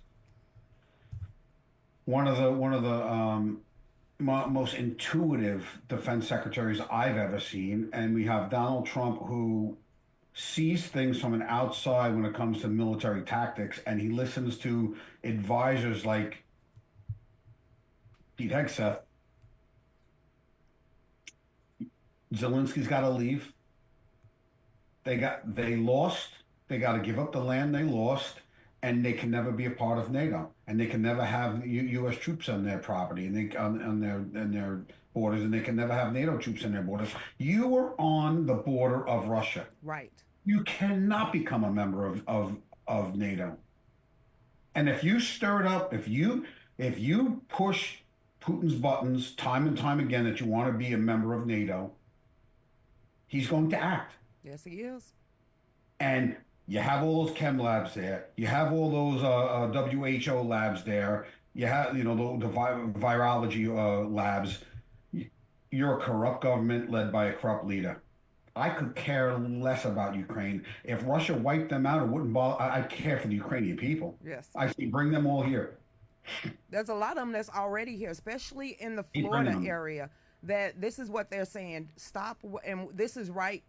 The same day that Ukraine invaded Russia, started bombing Russia, we sat at the bar in Florida and was talking to some Ukrainians, and she said, do not believe anything that you see on television. There's a reason why we are here, because the Ukrainian government has been corrupt for decades.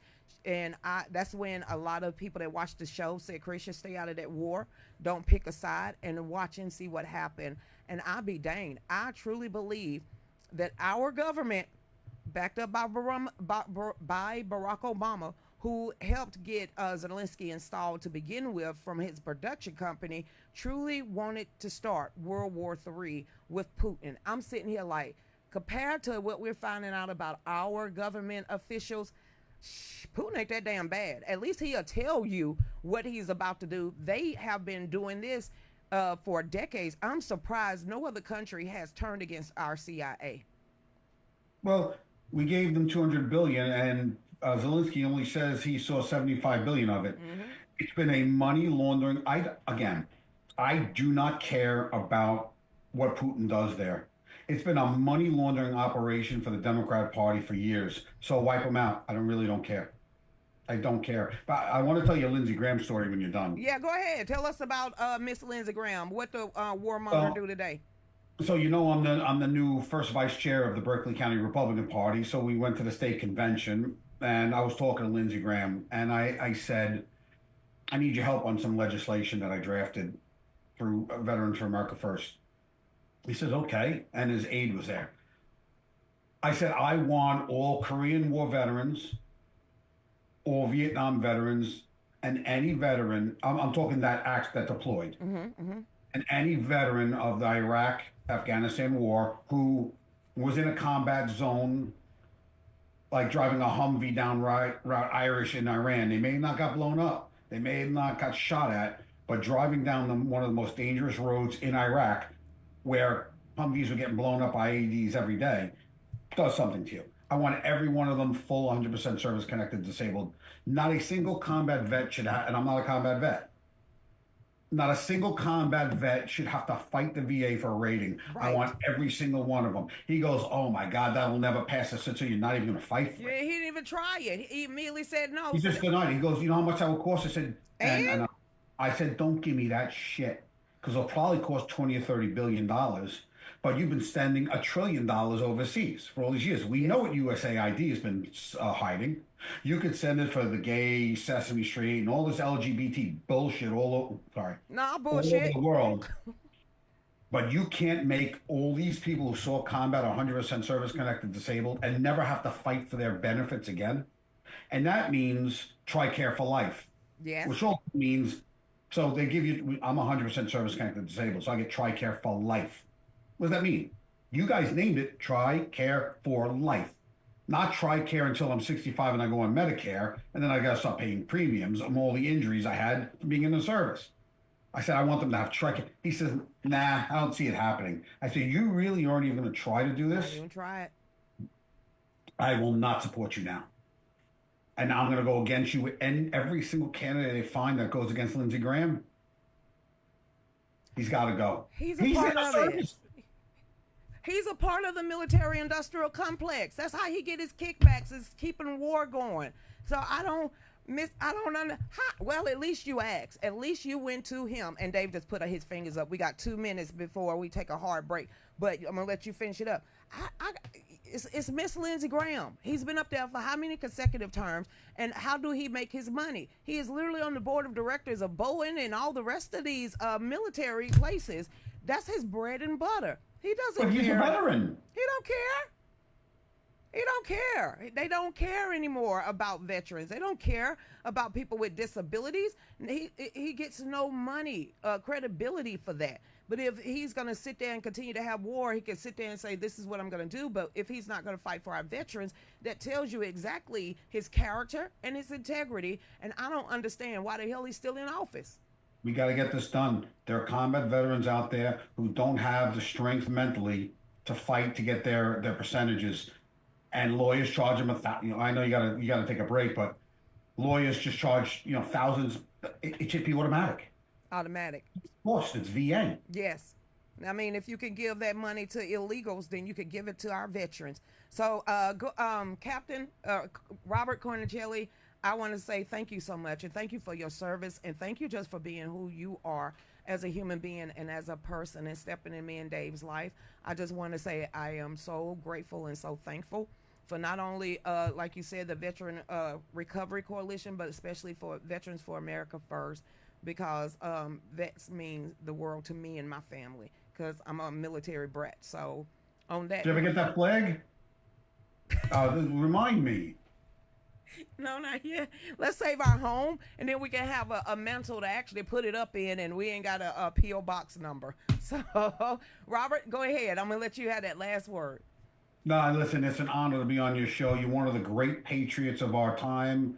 I wish you the best, and anytime you need me, let me know, and I'll be visiting your link to help you out. I know when you had the car problem, Veteran Recovery Coalition was there. Yes. We'll be there again for you. Thank you so much, Robert. Everybody else, y'all stay tuned. We'll be right back. Go ahead, Dave.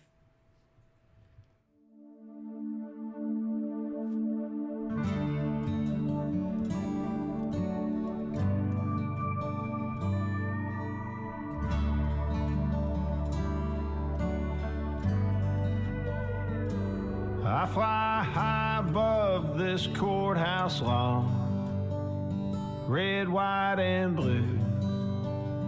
I stand for you.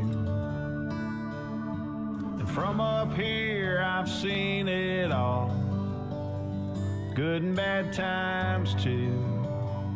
I stand for you. I've seen first kisses, desperate wishes, beauty queens and old sons of bitches, counting their blessings, living where they do. I've seen this town in trouble, fights and struggles. You all pull together and help one another. There ain't nothing that you can't get through. It's what we do. You stand for me, I stand for you.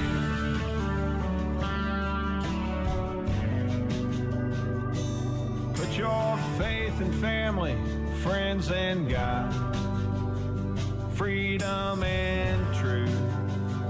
I stand for you.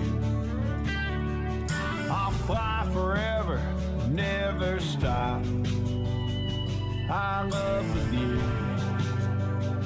I stand for you. I've seen first kisses, desperate wishes, beauty queens and old sons of bitches, counting their blessings for living where they do. I've seen this town in trouble, fights and struggles. You all pull together and help one another. There ain't nothing that you can't get through. It's what we do. You stand for me, I stand for you.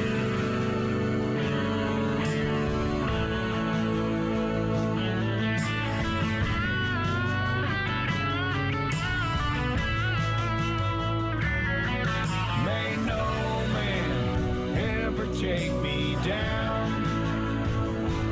May my stars and stripes never touch the ground. I stand for you. I stand for you. You stand for me.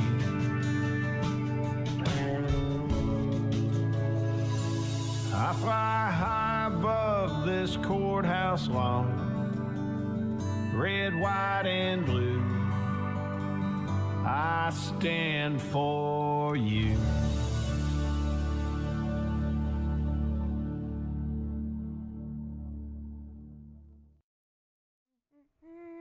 Well, welcome back to the Real News with Lucretia Hughes. Thank you, Miss Mary, for the donations. Thank you so much, Miss Mary Garfunkel and Fred out there. So everybody, welcome back to the last half hour of the show. We got Marco coming up next. Dave just got to send him a link. And I ran out of articles. And I had 4. Do y'all want to talk about cocaine? Maybe I shouldn't have said it that way. You want to talk about cocaine?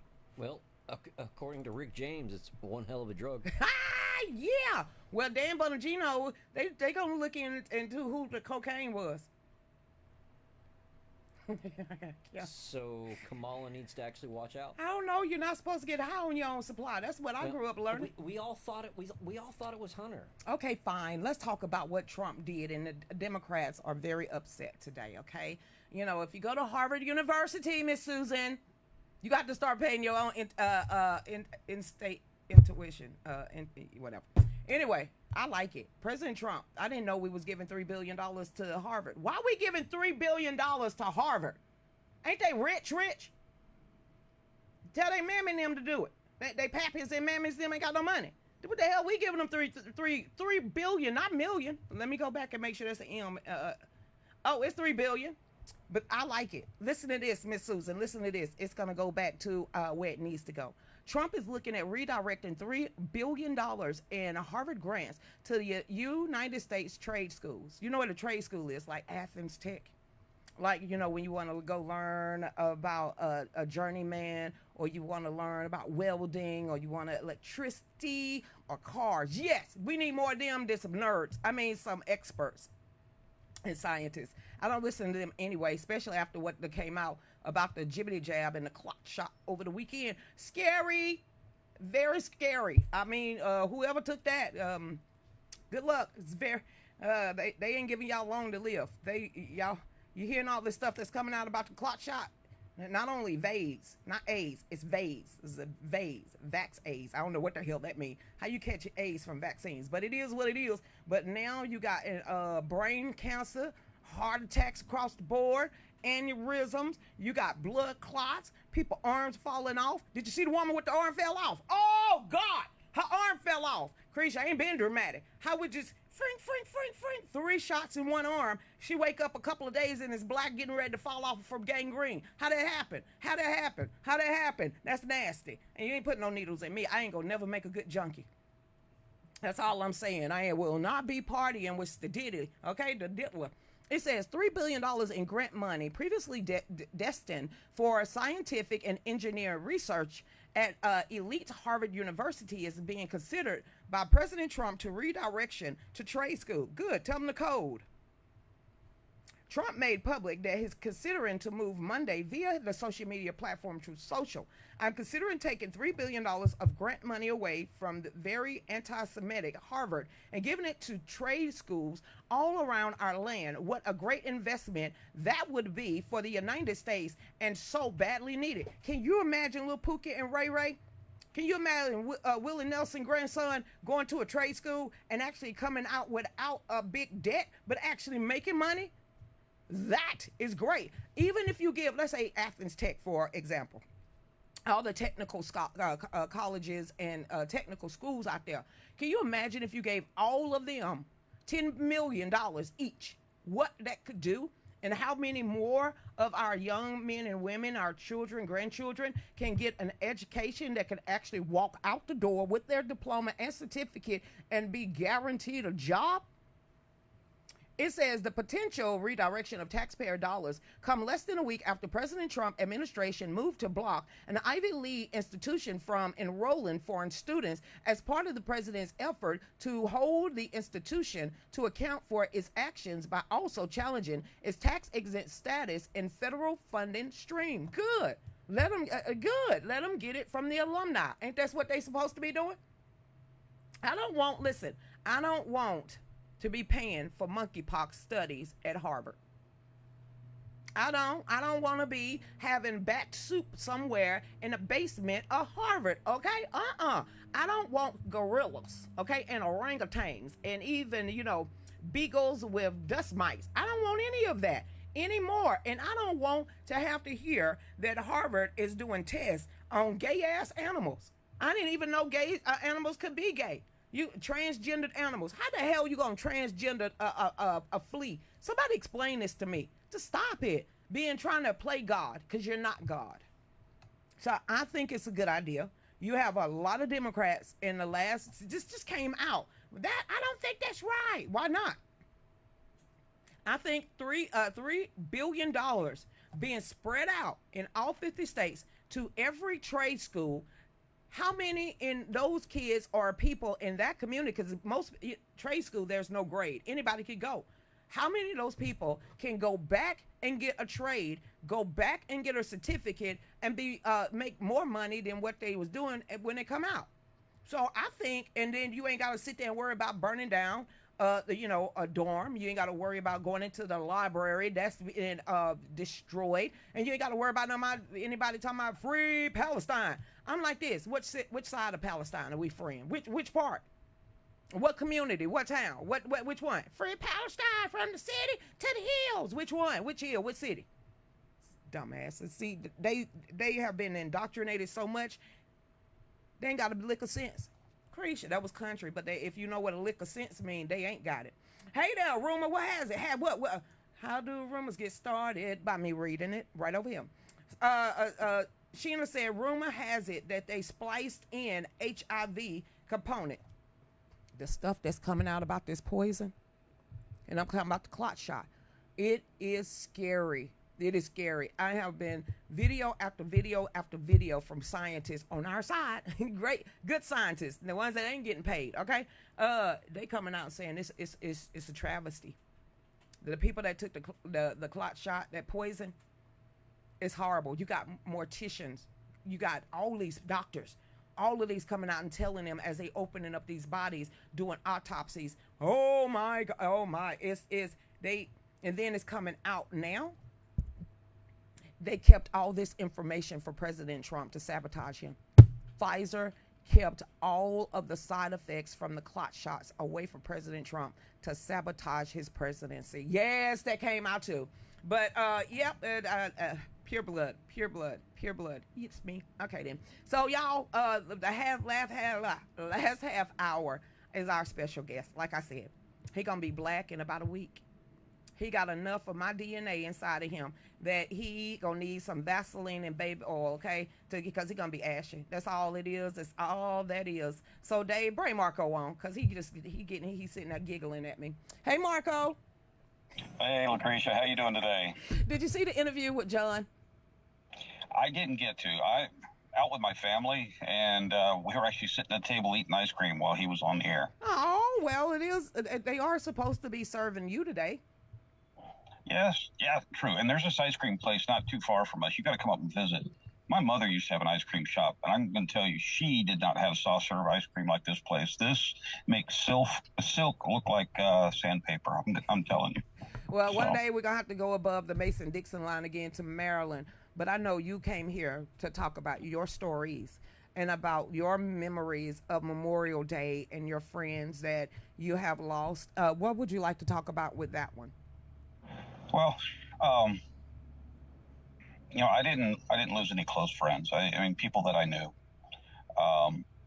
in other conflicts. I'm happy to say that when I went to Iraq and Afghanistan, I brought everybody home that I took with me. As a leader, there's nothing more you can do than that. When I was in Iraq, I came across this second lieutenant. He had been one of my soldiers before. He decided he didn't want to stay in the intelligence business, and he went off and became an infantry officer. And I saw him, and he looked like a 900-year-old man. Oh wow! That week, he had lost 8 of his soldiers, 4 each in 2 incidents to IEDs, and he just. It's impossible to describe. He obviously was a young man. He was in his early 20s. But he had the appearance of a 900-year-old man. And that's just tough for a leader. Do you think it's PTSD? It's bad enough when you're in the military that you have to give up the thing you love the most. You have to place your people at risk because you have to accomplish the mission. But when it actually happens, I mean, that's hard. That's really hard. And it hit him like a ton of bricks.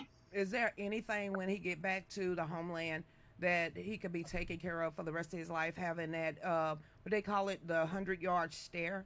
And because I've been watching a lot of documentaries when it comes to war, our soldiers, the Vietnam, Normandy, Panama, and a lot of those videos was showing, I guess, the 100-yard stare. And I really didn't know what a 100-yard stare meant, but it was like they are trapped in the situation that was so traumatic they can never forget about it, and it just completely changes their life. Has anybody ever came back from that at all, coming back home? Yeah, it's better now than it was for the Vietnam guys. I mean, my father was in Southeast Asia during Vietnam. Dad was in the Air Force, and Dad was in logistics, but he was at a classified base, at that time, a classified base in Thailand, and they were taking fire daily.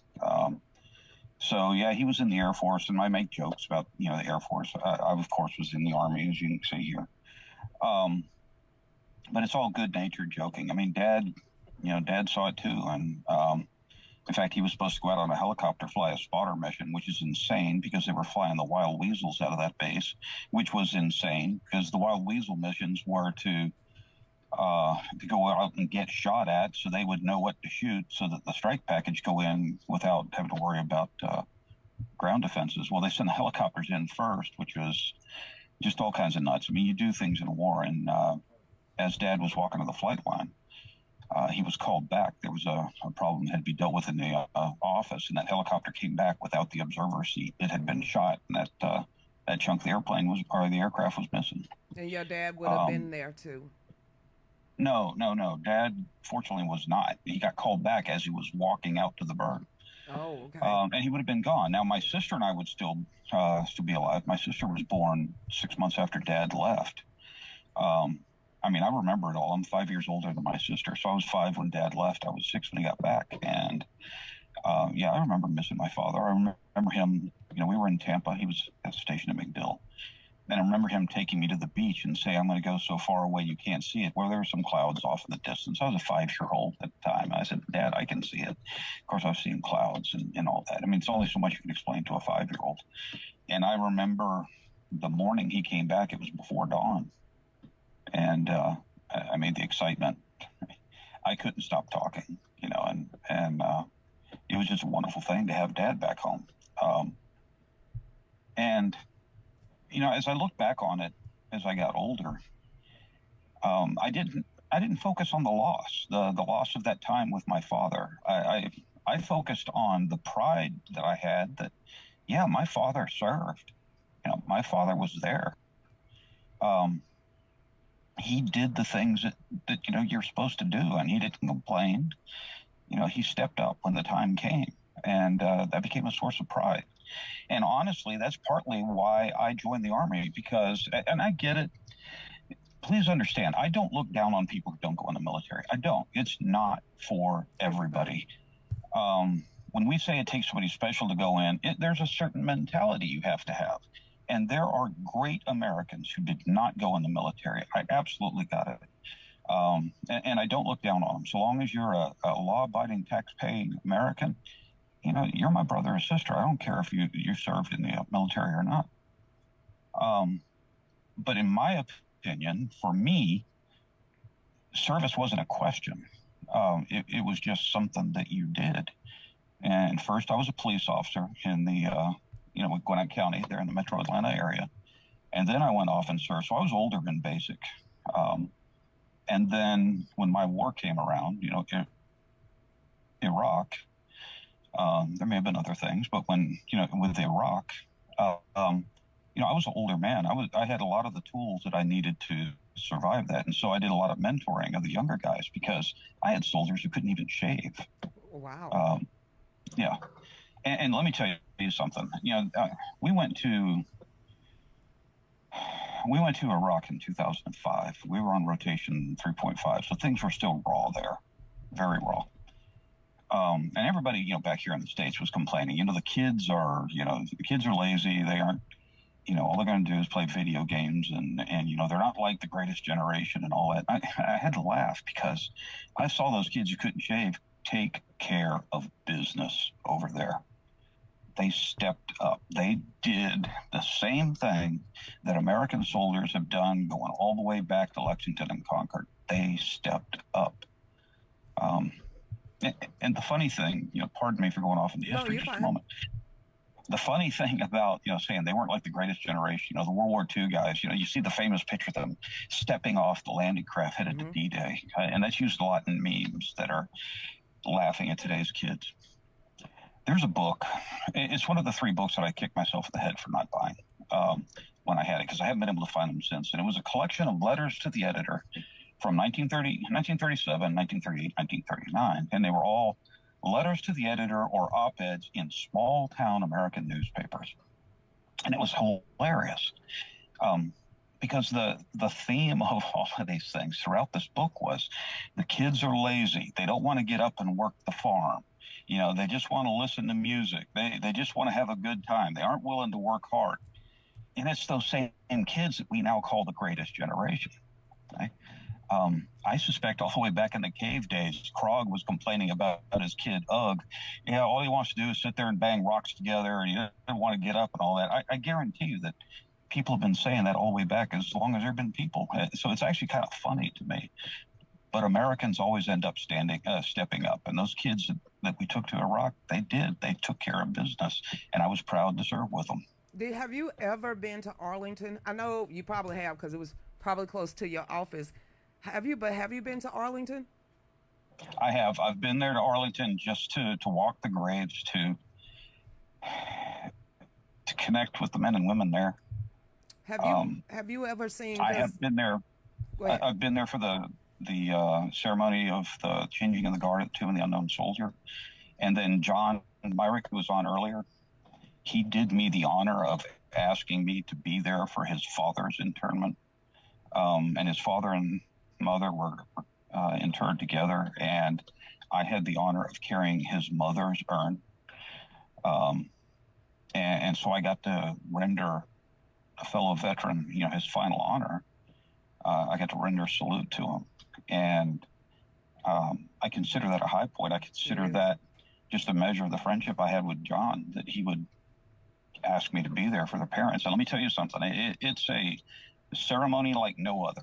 I've been to military cemeteries in many places in the world. I have been to the equivalent of our Tomb of the Unknown Soldier.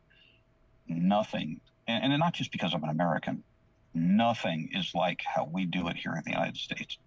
Remarkable professionalism, remarkable respect, and even now I tear up thinking about these ceremonies that we do for our fallen. Amen. Now, I just found out this last year, because always when you go to the cemetery, you see coins on graves. And I just read a meme again last night of why you do not take the coins off a headstone. Because the penny means something, all the way to a quarter means something, and you leave it there is because their battle buddies are leaving those coins behind. What do you know about the coins that's been left on tombstones? It's a presence. It's going to sound like I'm not answering your question. Challenge coins, which you see a lot now, even in the civilian world, were actually started by Special Forces, the Green Berets. And once you got your beret, you also got a coin. And that coin was, it was something you kept on your body at all times. In fact, it even became something of a game that if a Green Beret threw his coin on the table and you didn't have yours, you had to buy drinks for the evening. And they would go to, because they're SF guys, they would go to extreme measures on this. But that coin became one of their symbols, one of their points of pride. Well, the rest of the Army began to challenge coins. And a coin, partly it can be just you were here and it was a remembrance, but a lot of times you did something special. It wasn't worth, a medal, but it was something that was noteworthy. And so whatever leader, it could be a commander, it could be a command sergeant major, whatever, gave you a coin, kind of a tangible thank you that you'd never forget. And I've gotten several coins. I've got a stack of them, like many people in the military. And some of them, I got to be honest with you, were earned under pretty funny circumstances. And some of them were pretty solemn. But most people don't carry those coins around. I mean, they cost money to make. Okay, and so you go see your buddy, and you leave a coin as a tangible remembrance that you were there. When I saw Audie Murphy's grave, the most decorated American, his tombstone was covered in coins, and I guarantee you that there at Arlington, they probably have to take the coins every once in a while, and they are stored, in the museum there, in remembrance of him, and people still put coins on his grave. And there were a few other graves like that. And it's just a tangible connection. You see it in movies and such. The SEALs do a remarkable ceremony where they all take their trident off and they stamp it into the casket, and that's a connection with their brother. Mm-hmm. And I think that's a remarkable tradition, and I'm happy that I don't know of anybody else that does it. That's something for the SEALs, and that's how it should be. It's just a tangible connection to your fallen brother. And it's a bond. It's a hard bond to explain. If I meet a veteran, it's brother or sister, and you wonder about that. It's like, why? You don't even know this person. We all took an oath. Mm-hmm. The very first thing we did is we took an oath, and we gave the country an interest-free loan on our lives, our bodies. And yeah, except for a couple, malcontents or non-serious people here and there, all of us realized we took that oath for life. My life is still the country's, if needed. We take that very serious. That's part of why, I'm in this campaign. You run towards the sound of gunfire because Maryland is hurting. Well, it's time to step up. I took an oath to defend things. And that person that you meet, Army, Navy, Air Force, Marine, and now the Space Force, the Coast Guard, they took that same oath. They did the same thing as you did, and that means something. I may not know anything about that person. Yeah, veterans commit crimes, some of them heinous crimes, all that kind of stuff. We're not better than anybody. We're not special in that sense. But what I know about you, if you were in, I know you took that oath. Mm-hmm. And that means something. And that's a bond that's hard to explain. And then you go to combat, and that's a whole different level. Um, John Keegan, a phenomenal military historian who died just a few years ago, wrote a book about soldiers, and he had been an instructor his entire life at Sandhurst, which is the UK's equivalent of West Point. And he said he could always spot the combat veterans because they were always slightly apart. You never 100% come back. There's just something there between you and the people you defended. Nothing insurmountable. I don't look down on anybody. None of us do. But you've just been there. Yeah. And it's indescribable. I'm not even going to try. I would just sit here and stutter and all that and try and make myself, it'll probably sound like I'm trying to make myself like something, different. I'm not. It's just, you don't come back 100%. And that's not a bad thing. I wear it like a badge of honor. I am proud of the fact when the nation called, I stood up. I'm 100% proud of that. I don't regret a moment of it. I just acknowledge the reality of it. That's all. And I want to say thank you for your service, and thank you for your service if they pull you back on the front line. And technically, you still are on the front line. You're just doing it for the people of Maryland, and then, of course, me and Dave. So we have 2 minutes left before the end of the show. I'm going to let you go ahead and close that out. I just want to tell your viewers, I love the fact that people are saying thank you for your service now. The Vietnam guys didn't get that. Dad got spit on when he came back. He landed in San Francisco and then flew back to Tampa. The remarkable outpouring of people saying thank you. I want to tell all of you thank you for acknowledging it and for saying that to us. I also want to tell you, if you meet me and I look embarrassed when you say that, people have been saying it to me, ever since at least 9/11, if not longer. I still don't have a good answer for it. I just say thank you back because I am thanking you for acknowledging, that I was a soldier. And it's moving that Americans treat us that way. And it means a lot to all of us. It really does. It's nice to be appreciated by the people that we gave our life, we gave a loan on our life to. Amen. It's better than seeing the crap that I've seen from watching those Vietnam come home videos. That was disgusting. That was absolutely disgusting, to spit on somebody and call them baby killers and everything else, when the only thing, most of them was drafted and the other ones was just coming back being scarred for life. And to have to listen to Jane Fonda and the rest of these people, all I can say is thank you so much, Marco, for everything you've done and your service, men and women, through the years, just to keeping us safe, because freedom isn't free. So, Marco, I don't want to keep saying Happy Memorial Day because it's a solemn day, but it's still an acknowledgement for the men and women that lost their lives, and then it's acknowledgement to not only veterans too, but the people that are still active duty. So Memorial Day, to me, is an all-encompassing day. Yes, it's for the people that has given their lives and martyred their lives for us, but it's still anyone, for me, that's in the military and in the uniform. Yep. Just very quickly, the red, white, and blue colors. The blue stands for justice. The white stands for the desire for peace. The red stripes are the blood of patriots. Today is the day for that red stripe. Red stripe is for the blood of the patriots. I did not even know that. All right, then. Red, you said blue is for justice. White is for peace. And then red is for the blood that was spilled. Correct. Well, this is the first time I learned something new every day, because I did not know that. So justice is blue. Peace is white. Yeah, like a dove. I could get that. And then red is for blood that's spilled for our freedoms. So red, white, and blue. So thank you so much, Marco. I really appreciate you coming on the show. And thank you for helping me and Dave. Yep. Sister, thank you very much, Lucretia. All right, everybody. This is the end of the Real News with Lucretia Hughes for this Memorial Day. For Memorial Day. So everybody, and Dave putting up his finger. I don't know why. So everybody that even tuned in, I just want to say thank y'all so much. Just remembrance of what this day is, and this is the day for the men and women that lay down their lives for our freedom, because as everyone that keeps saying, and I agree that freedom, it's not free. And there's been a lot of sacrifice for the rice that we actually have. So everybody, this is the end of the show. Dave, you know what to do. All right, Michelle out there, have a blessed night.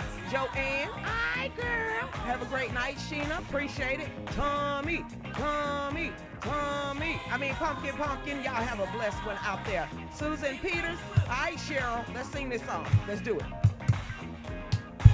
There's been so many things that's held us down, but now it looks like things are finally coming around. I know we got a long way to go, and where we'll end up, I don't know. But we won't let nothing hold us back. We're putting ourselves together. We're polishing up our rags now. If you felt like you've been held down before, I know you refuse to be held down anymore. Well, don't you let nothing stand in your way. Hey, I want y'all to listen to every word I say, Woo, woo. All right. Red, white, and blue. What? Red, white, and blue. He said blue is for justice, white is for peace, and red is for the blood that has been spilled. So everybody, Beamer, William, thank you so much. Princess Grace, thank you for tuning in. Also, Nancy Martin, and then y'all just have a blessed one. Over here on X, nobody. And over here, April Smith, Trish, Simon, Myrick, and Garfunkel. I'm just saying, Donnell, Sherry, out there, Linda, Amy Fo, you, Paul Wall. Everybody, stay blessed. Holla. Faded to black.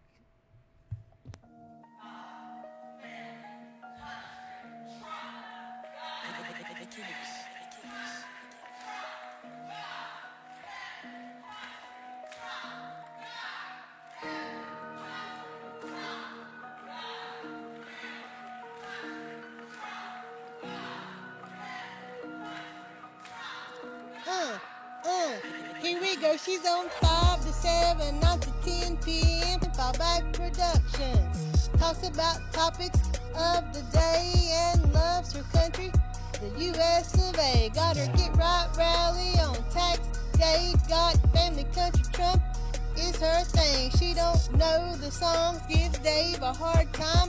Don't worry, it's fine, he's still her Valentine. Keeps us in the loop. Don't you know, sit back and enjoy the Lucretia Hughes